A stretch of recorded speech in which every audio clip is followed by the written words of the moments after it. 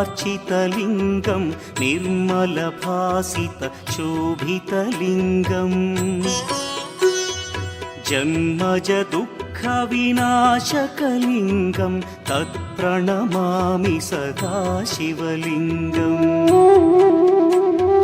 देवमुनिप्रवरार्चितलिङ्गं कामदहन करुणाकरलिङ्गम्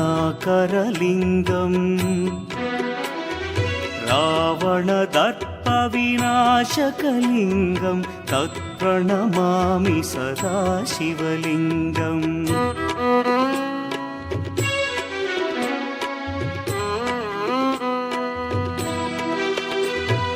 सर्वसुगन्धसुलेपितलिङ्गं बुद्धिविवर्धनकारणलिङ्गं सिद्धसुरासुरवन्दितलिङ्गं तत्प्रणमामि सदा शिवलिङ्गं कनकमहामणिभूषितलिङ्गं फणिपतिवेष्टितशोभितलिङ्गम्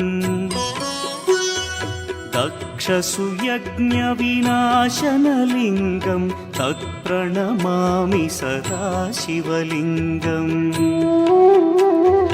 कुङ्कुमचन्दनलेपितलिङ्गं पङ्कजहार सुशोभितलिङ्गम्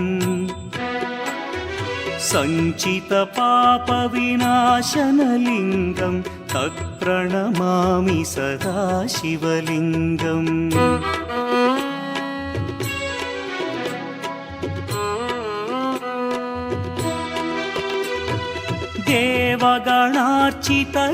देवगणार्चितसेवितलिङ्गं भावैर्भक्तिभिरेव च लिङ्गं दिनकरकोटिप्रभाकरलिङ्गं तत्प्रणमामि सदा शिवलिङ्गम् अष्टदलोपरिवेष्टितलिङ्गं सर्वसमुद्भवकारणलिङ्गम्